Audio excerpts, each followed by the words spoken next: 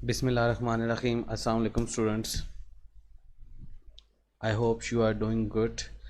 In this video lecture we are going to discuss the chapter 11 and the name of the chapter is homeostasis.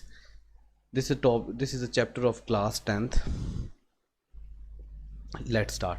First of all we will discuss the introduction of homeostasis. What is homeostasis is?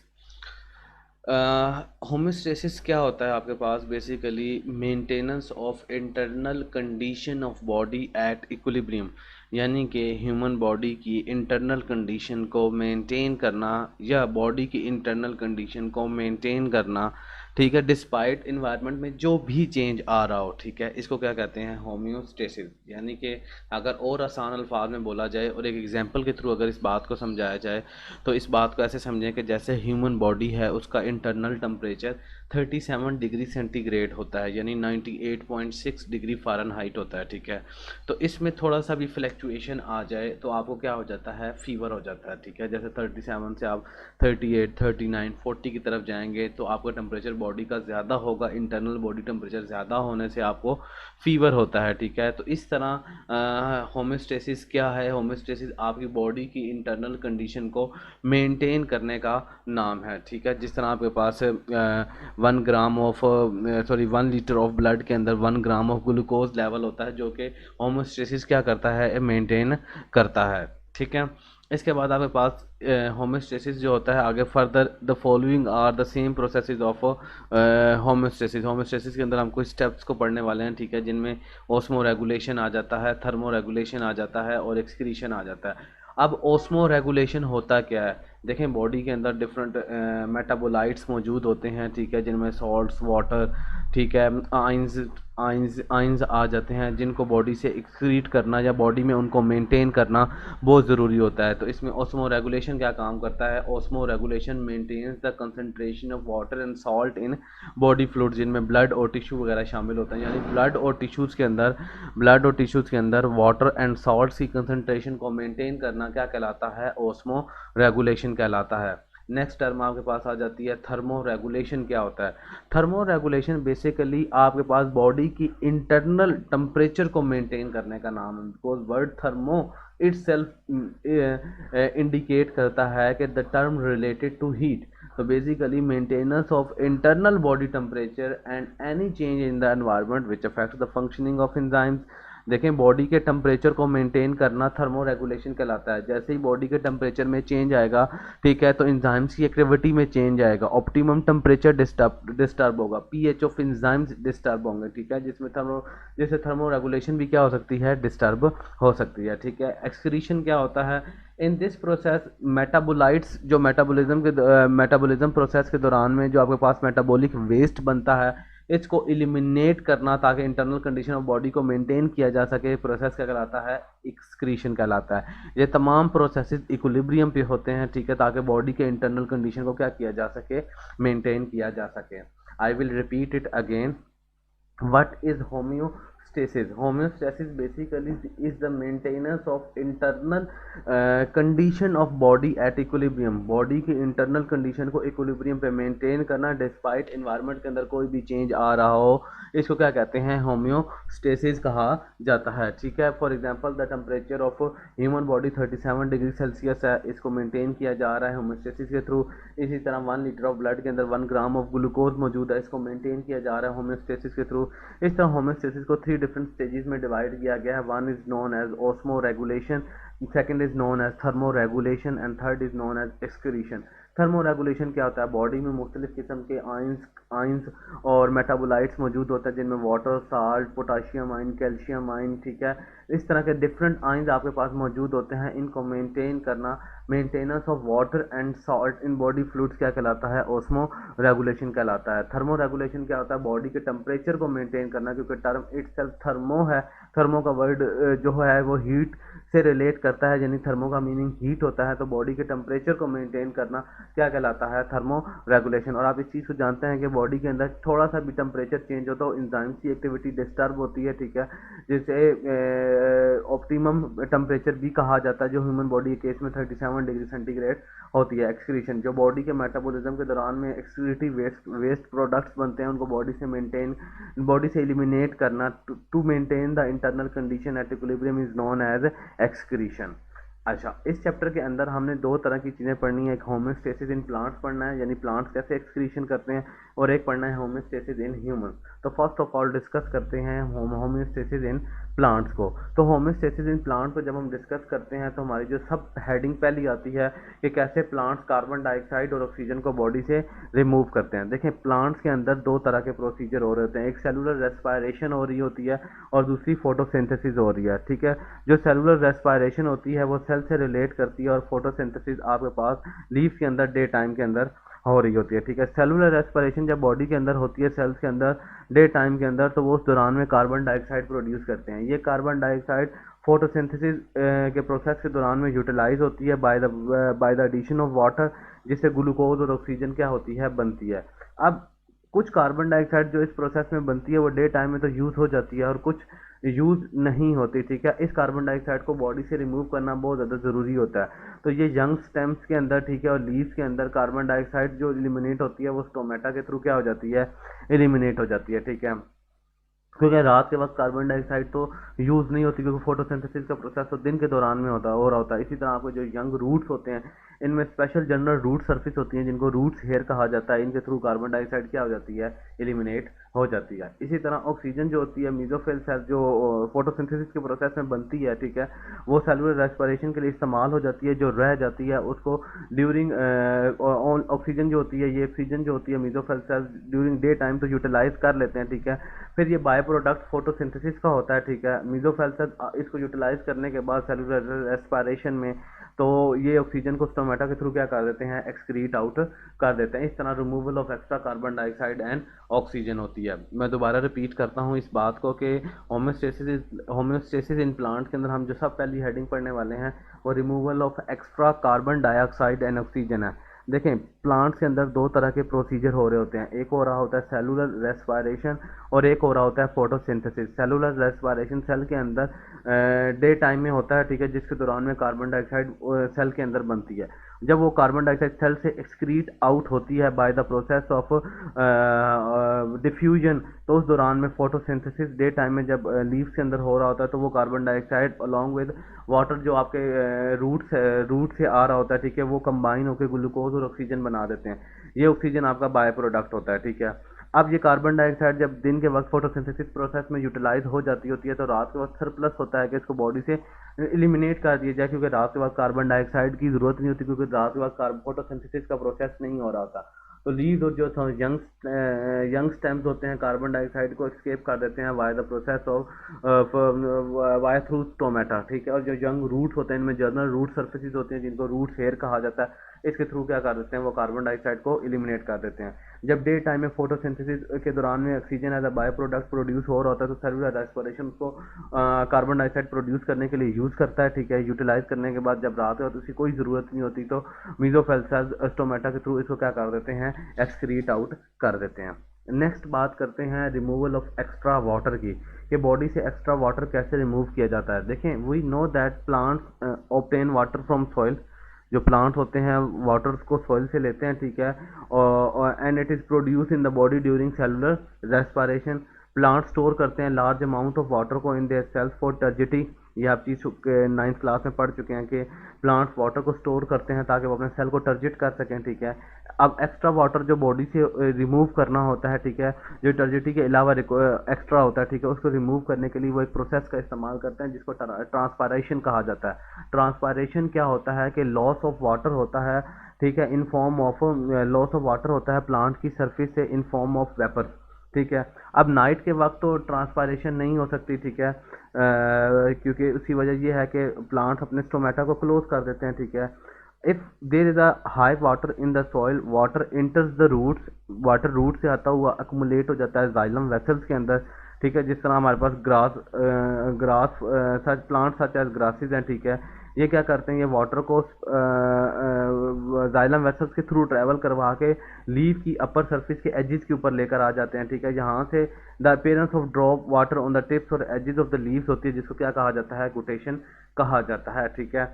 अब गुटेशन को due के साथ हम compare नहीं कर सकते। Due तो condense form होती है, एयर वेपर से कंडेंस होते हैं और वो लिक्विड बनाते हैं और वो लीफ की अपर सरफेस के ऊपर आपको नजर आते हैं।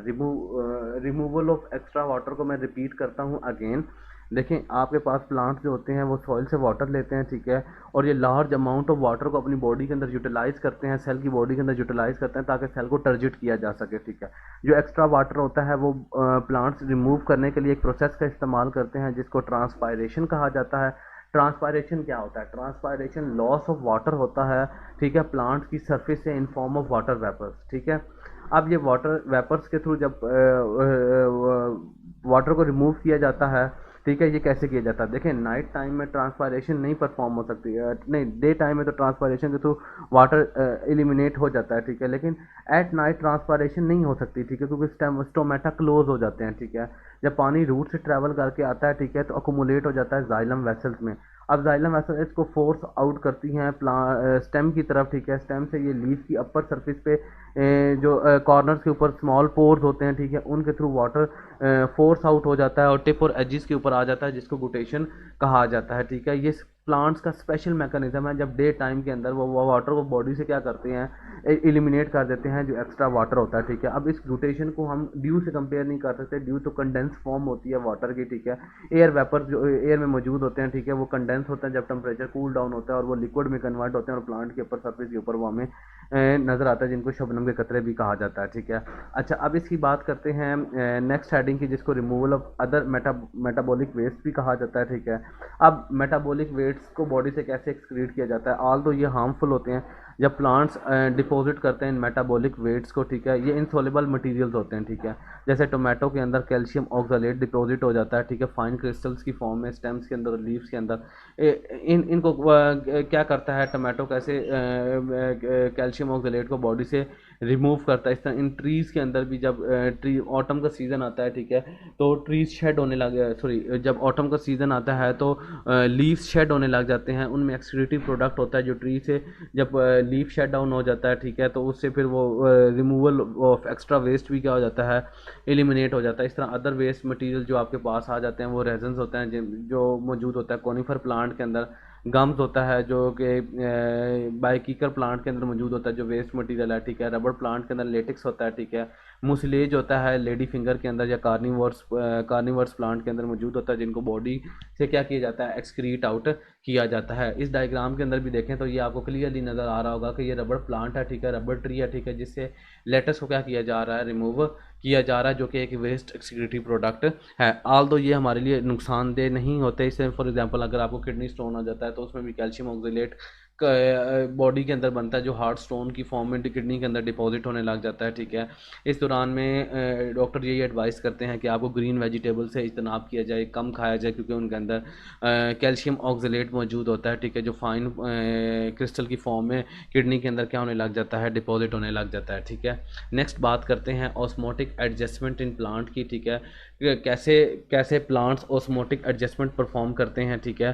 पहले ऑस्मोसिस होता क्या है? Osmosis is the movement of water from hypotonic solution. Hypotonic means less सोलूट less सोलूट concentration वाला जो आपके पास मटेरियल होता है उसको हाइपोटोनिक सोल्यूशन कहा जाता है। उसकी मूवमेंट परफॉर्म करवाना टू हाइपरटोनिक सोल्यूशन जहाँ पे हायर सोलूट कंसनट्रेशन अवेलेबल है through semi permeable membrane is known as osmosis या osmotic adjustment for the plants, ठीक है।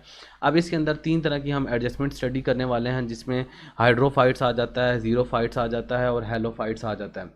अब जो प्लांट्स होते हैं, ठीक है, वो वाटर सॉल्ट्स को क्या करते हैं, बॉडी से बॉडी के अंदर टेक इन भी करना चाहते हैं और उनको एक्सक्रीट भी करना चाहते हैं, ठीक है। कैसे ये फंक्शनिंग परफॉर्म करते हैं डिस्कस करते हैं इसकी पहली कैटेगरी हाइड्रोफाइट्स के अंदर। अब हाइड्रोफाइट्स वो प्लांट्स होते हैं जो कि रहते हैं या तो कम्प्लीटली फ्रेश वाटर में या पार्शली सबमर्ज्ड होकर रहते हैं। जैसे डायग्राम के अंदर आपको नज़र आ रहा है कि ये थोड़ा सा सबमर्ज हुआ हुआ है लिली, ठीक है। तो अब इसके अंदर प्लांट्स के अंदर इन वाटर की शॉर्टेज इनको फेस नहीं करनी पड़ती। पहले तो बात है ये फ्रेश वाटर में रहते हैं जहाँ पे सॉल्ट की कंसंट्रेशन भी क्या होती है, कम होती है, ठीक है।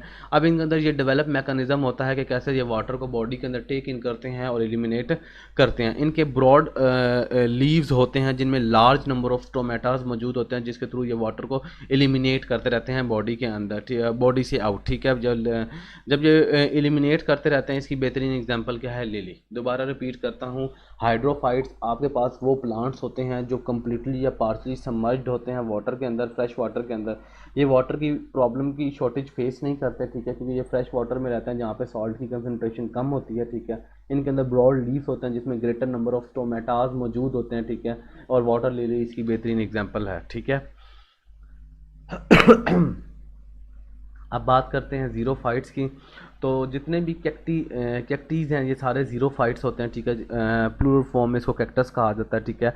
ये सारे ज़ीरोफाइट्स होते हैं, ये ड्राई इन्वायरमेंट में रहते हैं, ठीक है। इनके अंदर ना स्पेशल बॉडी मैकेनिज़्म होता है, उस पर बात करते हैं। देखिए ज़ीरोफाइट्स के अंदर क्या होता है कि इनकी जो पहली बात है, डीप रूट्स होते हैं जो एब्जॉर्ब करते हैं वाटर को सॉइल से, ठीक है। सच ज़ीरोफाइट्स के अंदर पेरेन्काइमा सेल्स होते हैं जो स्टेम और रूट्स,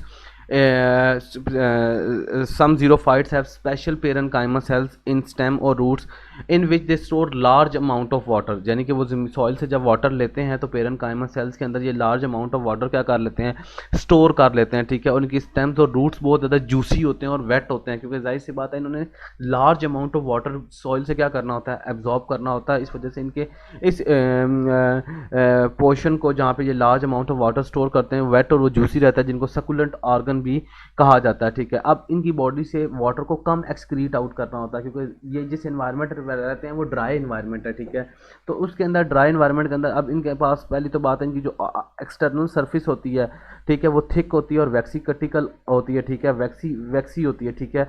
जिसमें लॉस ऑफ जो होता है आपके पास वाटर कंटेंट होता है वो बहुत कम होता है, क्योंकि इसके पास large number of small number of stomatas होते हैं जहाँ से रिड्यूस किया जाता है वाटर को थ्रू ट्रांसपायरेशन। क्योंकि ड्राई एनवायरनमेंट में रह रहे होते हैं, वहाँ का वाटर शॉर्टफॉल इन्हें फेस करना पड़ सकता है, तो इसलिए इनके जो स्पेशल ऑर्गन, सकुलेंट ऑर्गन होते हैं जो वेट और जूसी होते हैं, डीप रूट्स इनकी होने की वजह से ये लार्ज अमाउंट ऑफ वाटर अपने अंदर स्टोर करके रखते हैं कि जब रिक्वायर होता है तो इसको इस्तेमाल कर लेते हैं, ठीक है। और लेस अमाउंट ऑफ स्टोमेटा मौजूद होने की वजह से इनमें वाटर लॉस भी क्या होता है, कम होता है। और कैक्टी प्लांट इसकी बेहतरीन एग्जाम्पल है। अब बात करते हैं हेलोफाइट्स के अंदर, जो कि ग्रासेस होते हैं, आपके पास सी ग्रासेस होते हैं, ठीक है। ये जो हेलोफाइट्स होते हैं ये सी वाटर में रहते हैं जहाँ पे साल्टी इन्वायरमेंट बहुत ज़्यादा होता है, ठीक है। तो सॉल्ट्स इंटर कर जाता है इनकी बॉडीज़ के अंदर, ठीक है, due to higher concentration of salt that is present in sea water. अब क्या करते हैं ये, on the other hand water tends to move out of their cells in the hypertonic sea water. अब इस बात का मतलब क्या है, देखें, जब आप पहले इस बात को समझें कि सी के अंदर वाटर भी मौजूद है, सॉल्ट भी मौजूद है, लेकिन सॉल्ट की कंसंट्रेशन सी वाटर की निस्बत ज़्यादा है, इसलिए ये हाइपरटोनिक सॉल्यूशन बना रहा है, क्योंकि इसके अंदर सॉल्यूट की कंसंट्रेशन क्या है, ज़्यादा है, ठीक है। जब सॉल्ट इंटर होता है सेल्स के अंदर बाय एक्टिव ट्रांसपोर्ट, ठीक है, जब इंटर हो जाता है तो इस हेलोफाइट्स के अंदर वैक्यूल्स होते हैं। अब वैक्यूल्स की जो मेम्ब्रेन होती है ये अलाउ करती है कि वाटर इंटर कर जाए और ये सॉल्ट को स्टॉप कर देते हैं। तो वैक्यूल के पास वाला जो एरिया होता है वो ज़्यादा हाइपरटोनिक हो जाता है as compare to sea water. इस तरह फिर ये क्या होता है, वाटर जब सेल में इंटर कर जाता है तो उसमें सॉल्यूट्स की कंसंट्रेशन कम हो जाती है, वैक्यूल उसमें हेल्पिंग रोल प्ले करता है, so that sap of vacuole remain even more hypertonic than sea water. In this water does not move out of the cell. Many sea grasses इसी क्या हैं, एग्जाम्पल हैं। यानी कहने का मकसद ये है कि समंदरी जो पानी होता है उसमें सॉल्ट की कंसंट्रेशन वाटर की निस्बत ज़्यादा होती है। जब ये वाटर इंटर करता है तो प्लांट्स के अंदर स्पेशल डिज़ाइन वैक्यूल्स होते हैं, वैक्यूल्स अपनी मेम्ब्रेन के थ्रू सॉल्ट को इंटर नहीं होने देते सेल के अंदर, ठीक है, सिर्फ वाटर को रिफाइन करके इंटर करते हैं, तो इसलिए वाटर इनसे रिमूव आउट दोबारा हो नहीं सकता, ठीक है। सॉल्ट जब वैक्यूल के मकाम पे सॉल्ट की कंसंट्रेशन जो स्टॉप की गई है वो ज़्यादा होगी as compare to the salt present in the water concentration के हिसाब से। तो यहाँ पे इसलिए कहा जाता है कि वैक्यूल के पास जो एरिया होता है उसको कहा जाता है sap of vacuole remains even more hypotonic than sea water. इस तरह ये एडजस्टमेंट करते हैं हेलोफाइट्स। अब बात करते हैं होमोस्टेसिस इन ह्यूमंस की। देखिए ह्यूमन होम्योस्टेसिस इन ह्यूमन की बात करेंगे तो इसके अंदर तीन डिफरेंट स्पेशलाइज्ड फंक्शंस हैं, ठीक है, ऑर्गन्स भी कह सकते हैं, जो कि एक्सक्रीटरी प्रोडक्ट का काम परफॉर्म कर रहा था। जैसे लंग्स क्या होता है, कार्बन डाइऑक्साइड को बॉडी से क्या करता है, एक्सक्रीट आउट करता है, ठीक है। इसकी तो हम पिछले चैप्टर के अंदर भी सारी डिटेल पढ़ लेंगे जब हम इस चैप्टर को स्टडी करेंगे, जिसका नाम है रेस्पिरेटरी सिस्टम, ठीक है। या एयर पैसेज वे जब हम पढ़ेंगे तो उसके अंदर हम पढ़ लेंगे कार्बन डाइऑक्साइड कैसे बॉडी से क्या की जाती है, रिमूव की जाती है। स्किन भी बॉडी के टेम्परेचर को कंट्रोल करने में अहम किरदार अदा करती है, और सॉल्ट को और वाटर को स्वेट्स ग्लैंड के थ्रू क्या करवाती है, रिमूव करवाती है। इसी तरह किडनी फिल्ट्रेट करता है वाटर को, सॉल्ट को, यूरिक एसिड को ब्लड से सेपरेट करने के बाद यूरिन बनाता है, जो यूरिन आपके यूरिनरी ब्लैडर और यूरेथ्रा के थ्रू क्या कर दी जाती है, एलिमिनेट कर दी जाती है, ठीक है। दोबारा रिपीट करता हूँ, the main organ which work for homeostasis are lungs, skin and kidney. Lungs carbon dioxide को रिमूव करते हैं, स्किन टेम्परेचर को मेंटेन करती है, और सॉल्ट और वाटर को स्वेट ग्लैंड के थ्रू क्या करती है, रिमूव करती है। और किडनी फिल्ट्रेट करता है ब्लड से वाटर, सॉल्ट, यूरिया और यूरिक एसिड को, और यूरिन बनाता है। और यूरिनरी ब्लेडर में सबसे पहले ये यूरिन स्टोर होता है, और उसके थ्रू यूरेथ्रा के थ्रू क्या कर दिया जाता है, इसको एलिमिनेट कर दिया जाता है। अब बात करते हैं स्किन की, जो सबसे पहला आपका एक्सक्रीटरी सिस्टम है, ठीक है। स्किन के अंदर दो लेयर होती हैं। पहले स्किन के अंदर दो लेयर होती हैं। पहली लेयर को कहा जाता है आपके पास एपिडर्मिस, और दूसरे को कहा जाता है डर्मिस। अब एपिडर्मिस क्या होती है, एपिडर्मिस आउटर लेयर होती है जिसमें ब्लड वेसल्स मौजूद नहीं होती, इसे प्रोटेक्टिव लेयर भी कहा जाता है, ठीक है। सेकंड लेयर डर्मिस होती है जिसके अंदर ब्लड वेसल्स मौजूद होते हैं, नर्व्स की एंडिंग्स होती है, यहाँ पे स्वेट्स ग्लैंड्स होते हैं, ठीक है, ऑयली ग्लैंड्स होते हैं, फैट सेल्स होते हैं, यहाँ पे ये सारे मौजूद होते हैं, ठीक है।